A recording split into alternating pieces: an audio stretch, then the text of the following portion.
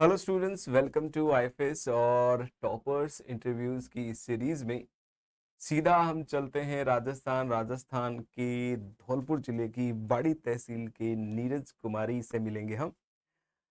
नीरज कुमारी का जो मास्टर्स है वो राजस्थान यूनिवर्सिटी से था और पिछले 3 अटेम्प्ट के बाद में इस अटेम्प्ट में रेगुलर बेच के साथ उन्होंने जेआरएफ पाई और जेआरएफ में भी रैंक 85 है। तो सबसे पहले नीरज, आपको, आपको परिवार को आईएफएस की तरफ से आपकी सफलता के लिए बहुत सारी शुभकामनाएं। Thank you sir. Good evening sir. Good evening Neeraj, good evening. तो नीरज, सबसे पहले ये बताओ कि इस एग्जाम के बारे में आपने सबसे पहले इंस्पिरेशन कहाँ से मिला? सर मैं जब एमएससी कर रही थी तो सर मैं एमएससी फाइनल में थी। हाँ उस हाँ। टाइम पे जो मेरे सीनियर थे, हम्म। सीनियर दीदी, उन्होंने मुझे इसके लिए सजेस्ट किया था। अच्छा, उन्होंने सजेस्ट किया था कि अच्छा पीएचडी करने के लिए कि असिस्टेंट प्रोफेसर बनने के लिए? असिस्टेंट प्रोफेसर बनने के लिए भी और आईफास का ये अच्छा अच्छा, सब्सक्रिप्शन लेने ये के कोर्स लिए। लेने के लिए। अच्छा अच्छा अच्छा। और उससे पहले आप इस एग्जाम, अच्छा उससे पहले एग्जाम, अच्छा पहली एग्जाम जब दी थी उसमें प्रिपरेशन आपने कैसे करी थी? सर मैंने फर्स्ट अटेम्प्ट आईफास का लेके ही दिया था सर। अच्छा अच्छा अच्छा, उसमें फिर सिलेक्शन बट हुआ कि नहीं हुआ? बट सर वो एमएससी के साथ बैलेंस नहीं हो पाया था अच्छे से। अच्छा तो इस अच्छा वजह से अच्छा। सर अच्छा ये वो मेरा थर्ड अटेम्प्ट है सर मेरा, जिसमें अभी हुआ है। अच्छा, और पिछले पिछले टाइम में भी नहीं हुआ था? जी सर, उसमें मैंने असिस्टेंट प्रोफेसर की प्रिपरेशन करी थी, अच्छा तो इस वजह से फिर मतलब वो बैलेंस नहीं हो पाया था सर। अच्छा, असिस्टेंट प्रोफेसर जो अभी आरपीएससी का गया था 2022 का, 22 जी वाला सर। एग्जाम ही था ना? हाँ, जी सर उसमें। 24 का, हाँ 24 जी का। सर। हाँ, हाँ। अच्छा, वो क्वालिफाई हुआ, किया कि नहीं किया आपने? सर इंटरव्यू कॉल आ गया। इंटरव्यू कॉल आ गया? बॉटनी से है ना आप? अरे जी वाह, sir. Very good very good. फिर तो आपका ये नेट बहुत ज्यादा फ्रूटफुल हो जाएगा। होपफुली आप असिस्टेंट प्रोफेसर बनेंगे डेफिनेटली बनेंगे। तो नीरज, वापस अपने एग्जाम को लेकर आता हूं मैं, कि जब आपका सिलेक्शन नहीं हुआ था और सिलेक्शन हुआ, तो आपको एक एक एनालाइज, अगर मैं कहूं कि कौन सी गलतियां आप कर रहे थे जिसकी वजह से सिलेक्शन नहीं हुआ, और सर एक तो फिर मैंने क्या, अच्छा एक और जोड़ देता हूँ, फिर आपने क्या ऐसा ऐड किया अपनी स्ट्रेटेजी में जिसकी वजह से सिलेक्शन हो गया, ये बताओ। हम्म।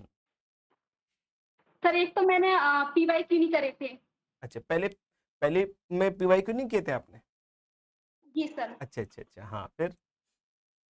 जो मैंने अभी जो अटेम्प्ट दिया था उसमें मुझे मेरे जो क्लासमेट थे, उन्होंने सजेस्ट किया था हम्म कि यूट्यूब पे मतलब आईफास के पीवाईक्यू पढ़े हैं प्रीवियस ईयर के, हम्म उनको एक बार देखना। तो सर मैंने मतलब 2023 से लेके 2025 तक के सारे पीवाईक्यू किए थे। हम्म तो हम्म सर हम्म मुझे मैंने एनालाइज किया उससे कि हम्म। किस तरह के क्वेश्चन आते हैं, क्या कंसेप्ट लगाना है। तो सर वहां से मुझे सारी चीजें क्लियर हुई थी।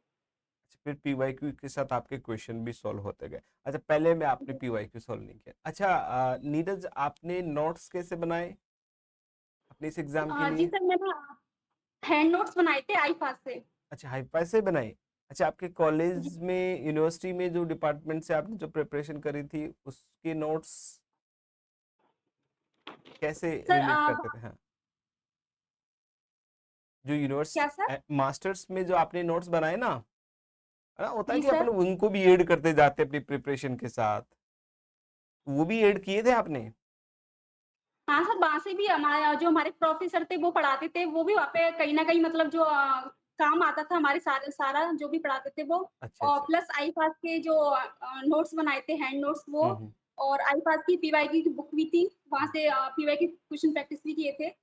अच्छा अच्छा अच्छा अच्छा, परफेक्ट परफेक्ट परफेक्ट नीरज। अच्छा नीरज, ये बताए कि अपनी इस लाइफ साइंस की एग्जाम के लिए आपने कितनी यूनिट कवर करी थी? सर मैं बताऊँ तो वैसे मैंने मोस्टली 10 यूनिट तो अच्छे से करी थी। अच्छा। हम्म। बाकी 1-2 जो यूनिट थी, 1-2 मैंने छोड़ी थी, मेथड एंड बायोलॉजी और एनिमल फिजियोलॉजी। एनिमल फिजियोलॉजी और मेथड, ये आपने बिल्कुल भी टच नहीं किए थे?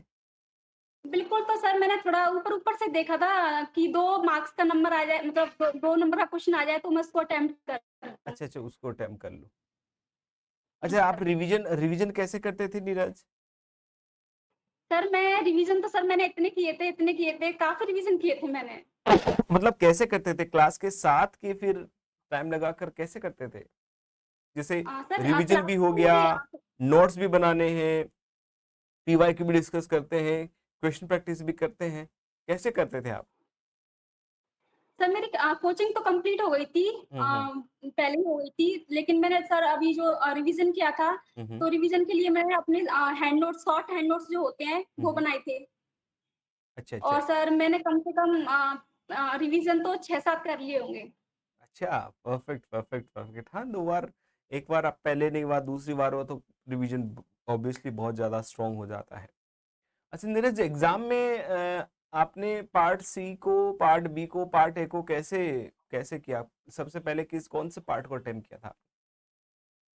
वैसे सर मैं इस बार का बताऊँ तो थोड़ा मेरा ऐसा हो गया था कि मैंने क्वेश्चन तो करने लग गई थी, बट मेरे से मैंने सेव नहीं किए थे। तो अच्छा मेरा अच्छा। आधा घंटा ऐसे निकल गया था। हाँ जी सर, अरे अरे आधा अरे। घंटा निकल गया था। हाँ हाँ हाँ तो हाँ फिर हाँ। मैंने एग्जाम मेरे को बुलाया था, तो फिर मैंने पूछा कि सर ऐसे इसमें 0-0 शो हो रहा है, तो उन्होंने बताया था कि ऐसे-ऐसे आपने सेव नहीं किए। तो सर फिर मैंने स्टार्टिंग से किए थे। अच्छा, मैंने सी पार्ट से स्टार्ट किया था सर। सी पार्ट से स्टार्ट किया। सी पार्ट में कितने आपने अटेम्प्ट किए थे? सर मुझे 21 आ रहे थे वैसे, हम्म। बट मैंने अटेम्प्ट तो पूरे 25 किए थे। अच्छा, वेरी गुड, शाबाश शाबाश शाबाश। अच्छा नीरज, एक और बात बताओ कि जो अपने पार्ट सी के जो अभी क्वेश्चन पेपर का जो ट्रेंड चल रहा है कि थोड़े से अप्लाइड क्वेश्चन, थोड़ा एक्सपेरिमेंट बेस्ड क्वेश्चंस आपको ज्यादा पूछे जा रहे हैं, तो आप कैसे लेते थे इन क्वेश्चंस को? थोड़ा बचने की कोशिश करते थे कि बिल्कुल आपकी एटलीस्ट आपकी फेवरेट यूनिट को आप उन क्वेश्चंस को देखते थे, कैसे करते थे? सर पहले तो मैं प्रेफ़र करती थी कि मेरी जो फ़ेवरेट यूनिट है वही मैं टच करूँ, अच्छा और बाकी मैं सबको टेबल वाले क्वेश्चन आते थे, मैं उनको नहीं छोड़ती थी, मैं उनको ज़रूर करती थी। अच्छा अच्छा अच्छा अच्छा अच्छा। हाँ सर। बिल्कुल अगर बिल्कुल। एप्लाई वाला एक्सपेरिमेंटल क्वेश्चन अगर मुझे ऐसा लग रहा है कि आता है अच्छे से, मैं कर सकती हूँ इसको, तभी मैं हाथ डालती थी वहाँ पे, नहीं तो मैं वहाँ से बच के निकलती थी। बच के निकल जाते थे। चलिए, बहुत अच्छे नीरज। चलो, लास्ट सवाल आपसे पूछूंगा मैं कि आप जो नए एस्पिरेंट हैं उनको क्या सलाह देना चाहेंगे? सर मैं एक ही सलाह दूँगी जो मैंने मैंने फ़ॉलो किया है। एक तो सर कंसिस्टेंसी होनी चाहिए, कंसिस्टेंसी बहुत ज़रूरी है अगर से एग्ज़ाम को क्वालीफाई करना है अच्छी रैंक से तो। बिल्कुल मैंने बिल्कुल। कंसिस्टेंसी रखी थी एंड डिसिप्लिन रखा था। मैं डेली पढ़ती थी, चाहे अच्छा, मैं थोड़ा पढ़ती हूँ 5 घंटे, 6 घंटे, लेकिन मैं डेली पढ़ती थी। डेली पढ़ते थे, बहुत अच्छे बहुत अच्छे। तो कंसिस्टेंसी इज मस्ट, जी सर, कंसिस्टेंसी बहुत ज़रूरी है। बहुत ज्यादा जरूरी है। तो आपने सुना कि कैसे नीरज ने अपने इस एग्जाम के लिए कंसिस्टेंट एक साल का एक शेड्यूल बनाया, उस शेड्यूल के अकॉर्डिंग रोज वो अ, अपने जो टारगेट्स है वो अचीव करते गए, और कंटिन्यूटी की वजह से एट द एंड एग्जाम में भी उनको सफलता मिली। तो वंस अगेन नीरज, आईएफएस की तरफ से आपको, आपकी फैमिली को मैनी मैनी कंग्रेचुलेशंस।